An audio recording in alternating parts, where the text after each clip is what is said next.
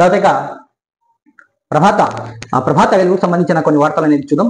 ఇక బెట్టింగ్ పై ఉక్కుపాదం, ఇక సీట్ ఏర్పాటు కదిలిన పోలీస్ యాంత్రాంగం, ఇక ఆన్లైన్ గేమింగ్ గ్యాంగులపై డెకాయ్ ఆపరేషన్లు, ఇక బెట్టింగ్ రాయలకు ఎరగా వేసి పెట్టిస్తున్నారు. ఇక లోకల్ ఏజెంట్ల నుంచి అంతరాష్ట్ర మూటలు దక్కపేట వేట, ఇక నిజామాబాద్ 7 అరెస్ట్, 9 మంది పరారు. ఇక ఆదిలాబాద్ లో 2 అదుపులోకి, వరంగల్ 1 అరెస్టు, పరారీలో 2 అన్నట్టు వార్త అనేది చూస్తాం. మొన్నటి ఒక సీట్ అనేది ఏర్పాటు చేయడం జరిగింది. సీట్లో ఎస్పీ తరహా సీట్ ఏర్పాటు చేసి మరియు దుర్యాప్తు అనేది జరుపుతున్నారు. బెట్టింగ్ యాప్స్ కి సంబంధించిన వాటిపై అరెస్టులు మరియు కేసులు కూడా పెట్టడం జరిగింది హైదరాబాద్ లో పలు ప్రాంతాల్లో. సో ప్రస్తుతం అయితే కొంతమంది కూడా అరెస్ట్ చేయడం జరిగింది. ఇక సీట్ ఏర్పాటుతో కదిలిన పోలీస్ యంత్రాంగం అన్నట్టు వార్త అనేది చూస్తున్నాం. తర్వాత గోల్డ్ డోస్ కు బ్రేక్ పడినట్టు ఒక వార్త చూస్తున్నాం. ఇక ఒక్క రోజులోని 10 గ్రాములపై 1600 తగ్గుముఖం అన్నట్టు ఒక వార్త. ఇక హైదరాబాద్ లో 22 క్యారెట్లు గోల్డ్ 84,000, తర్వాత 22 క్యారెట్లు 84,000, 24 క్యారెట్లు బంగారం తులం 91,640. ఇక భవిష్యత్తులో హెచ్చు తగ్గులు ఉంటాయని అనలిస్టులు అంటున్నారు. తర్వాత క్రూడ్ ఆయిల్, వెండి ధరలో భారీ పతనం. ఇక ట్రంప్ టారిఫ్ ఎఫెక్ట్ తో కుప్పకూలుతున్న ప్రపంచ స్టాక్ మార్కెట్లు అన్నట్టు ఒక వార్త చూస్తున్నాం.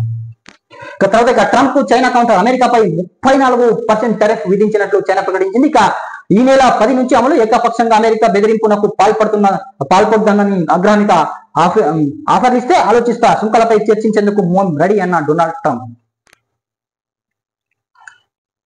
ఇక ప్రముఖ నటుడు మనోజ్ కుమార్ కన్నుమూశారు. ఇక బాలీవుడ్ నటుడు మనోజ్ కుమార్ 87 అనారోగ్యంతో శుక్రవారం కన్నుమూశారు. 1937 లో జన్మించిన ఆయన అనేక దేశభక్తి సినిమాలో నటించారు. ఇక 2015 ఆయనకు దాదాసాహెబ్ ఫాల్కే అవార్డు కూడా దక్కింది. ముంబైలో లీలావతి హాస్పిటల్లో ఆయన మరణించడం జరిగింది.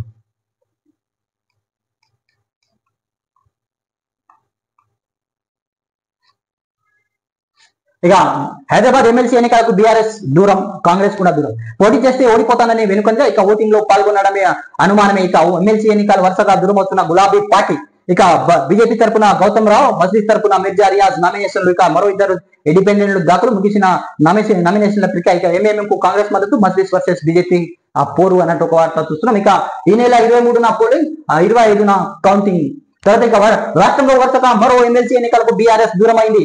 ఇక కొద్ది రోజులుగా కింద జరిగిన ఒక గ్రాడ్యుయేట్, 2 టీచర్స్ ఎమ్మెల్సీ ఎన్నికల్లో పోటీ చేయని గులాబీ పార్టీ తాజాగా హైదరాబాద్ లోకల్ బాడీ ఎమ్మెల్సీ ఎన్నికల బరి నుంచి తప్పుకు ఉంది. ఇక పోటీ చేసిన గెలిచే పరిస్థితి లేకపోవడంతో ఎన్నికల బీఆర్ఎస్ దూరంగా ఉండేందుకు చర్చ నడుస్తుంది. ఇక మరోవైపు అధికారం పార్టీ కాంగ్రెస్ మజ్లిస్ మద్దతు తీస్తుంది. ఇక నామినేషన్ శుక్రవారం గడుపు ముగియడంతో ప్రధాన పార్టీల కాంగ్రెస్ బీఆర్ఎస్ ఎన్నికలు దూరంగా ఉండడంతో హైదరాబాద్ లో లోకల్ బాడీ ఎమ్మెల్సీ ఎన్నికల పోరు మజ్లిస్ వర్సెస్ బీజేపీగా మారనుంది. ఇక మజ్లిస్ తరపున ఇటీవల ఎమ్మెల్సీ పదవి కాలం ముగిసిన మిర్జా రియాజ్ ఉల్ హసన్ ఎఫ్ఎండి నామినేషన్ చేయగా, బీజేపీ తరపున గౌతమ్ రావు నామినేషన్ వేశారు. తర్వాత 25న ఓట్ల లెక్కింపు అనేది ఉంటుంది. తర్వాత 23న పోలింగ్ అనేది జరగనుంది. తర్వాత మన చదువులు మారాలి అన్నప్పుడు ప్రభుత్వాల అధికారులు కూడా మారాలి. అప్పుడే మన చదువులు కూడా మారుతాయి. ఇక స్కిల్స్ పెంపొందించేలా విద్యా విధానం ఉండాలి. ఇక రూట్ మ్యాప్ రెడీ చేయండి విద్యా కమిషన్ సీఎం రేవంత్ రెడ్డి ఆదేశం. ఈ కమిషన్లు ఎన్ని ఆదేశాలు ఇచ్చినా కానీ అధికారులు చేయరు. ఇక పిల్లలు ప్రాథమిక దశ నుంచే బలమైన పునాదులు వేయాలి. భాషా విషయ పరిజ్ఞానం 2 ముఖ్యమే. సమగ్ర విద్యా విధానం రూపొందించండి సీఎం రేవంత్ రెడ్డి అన్నారు. తర్వాత ఇక వివిధ సంఘాల విద్యా నేతల మేధావులను చర్చించాలి సూచన. ఇక విద్యా వ్యవస్థలో తీసుకురావాల్సిన సంస్కరణలు సీఎం సమీక్ష. ఇక ప్రాధాన్యం లేని కోర్సులు బంద్ పెట్టండి అని సీఎం రేవంత్ రెడ్డి వ్యాఖ్యానించడం జరిగింది. ఇక డిమాండ్ ఉన్న కొత్త కోర్సులు ప్రారంభించండి. విషయాలతో రివ్యూ మీటింగ్ లో సీఎం రేవంత్ ఆదేశం అన్నట్టు వార్త. ఇక మారుతున్న అవసరాలను తగ్గట్టుగా మన చదువులు మార్చాల్సిన అవసరం ఉందని సీఎం రేవంత్ రెడ్డి అన్నారు. ఇక విద్యార్థులు జీవ నైపుణ్యాలు రూపొందించేలా విద్యా విధానం ఉండాలని, అందుకోసం రూట్ మ్యాప్ రూపొందించాలని విద్యా కమిషన్ ను ఆదేశించారు. ఇక ప్రస్తుత విద్యా వ్యవస్థలో లోపాలు తీసుకురావాల్సిన సంస్కరణ అనే అంశంపై విద్యా కమిషన్ సభ్యులు విద్యాశాఖ అధికారులతో శుక్రవారం హైదరాబాద్ లోని కమాండ్ కంట్రోల్ సెంటర్ రివ్యూ నిర్వహించారు. ఈ సందర్భంగా సీఎం రేవంత్ రెడ్డి మాట్లాడుతూ విద్య అంటే నిత్య జీవితంలో ఉపయోగపడే స్కిల్స్ నేర్పించేలా ఉండాలన్నారు. విద్యార్థులు భాషతో పాటు విషయ పరిజ్ఞానం, మంచి పట్టు ఉండాలని. లాంగ్వేజ్ సబ్జెక్ట్ 2 ముఖ్యమే. ఇందుకోసం ఎంత ఖర్చు పెట్టిందన్న సర్కారు సిద్ధం ఉంది.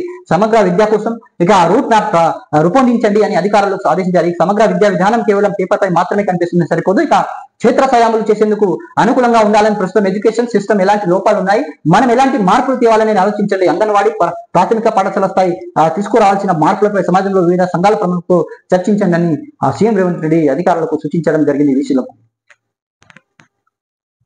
తర్వాత గ్రూప్ 1 నియామకాలపై తొలగించిన అడ్డంకులు G/O 29 రద్దు చేయాలని పిటిషన్ కొట్టేసిన సుప్రీంకోర్టు. తర్వాత ఇప్పటికీ జనరల్ ర్యాంకింగ్ విడుదల చేసిన TGPSC త్వరలో 1:2 నిష్పత్తిలో సర్టిఫికేట్ల పరిశీలన అన్నట్టు ఒక వార్త చూస్తున్నాం.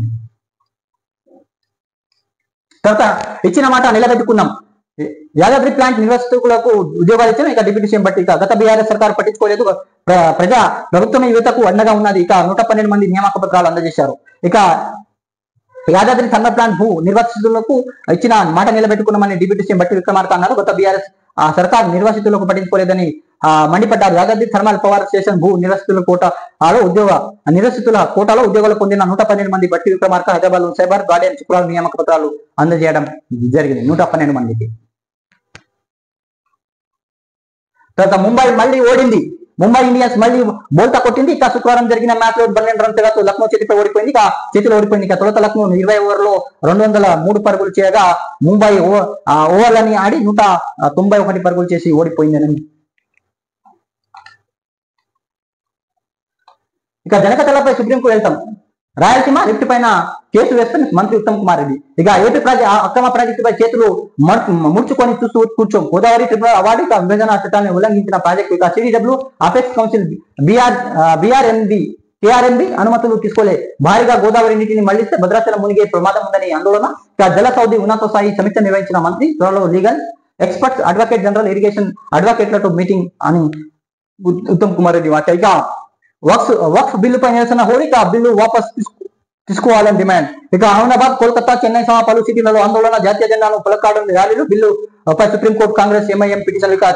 బిల్లు చారిత్రాత్మకం మల్పంటూ ప్రధాని మోదీ ట్వీట్. చట్టంగా మారడానికి రాష్ట్రపతి ఆమోదమే తర్వాయి అన్నట్టు ఒక వార్త చూస్తున్నాం. ఇది ప్రభాత వెలుగుకు సంబంధించిన కొన్ని వార్తలు, కొన్ని హెడ్లైన్స్ అనేది చూసినాం. స్టేట్ వార్తలు కానీ, మనకు ఇండియా సెంట్రల్ వార్తలు కానీ, తర్వాత ప్రపంచ వార్తలు కానీ చూసినాం. తర్వాత లోకల్ వార్తలు కానీ చూసినాం. ఇది ప్రభాత వెలుగుకు సంబంధించిన కొన్ని హెడ్లైన్స్ అనేది చూసినాం. సో ప్లీజ్ ఏదైనా సలహాలు ఇవ్వాలనుకుంటే మీరు సలహాలు కామెంట్ రూపంలో తెలియజేయండి. సో ప్లీజ్ సబ్స్క్రైబ్ చేయండి, లైక్ చేయండి, కామెంట్ చేయండి, షేర్ చేయండి. Thanks for watching RMS.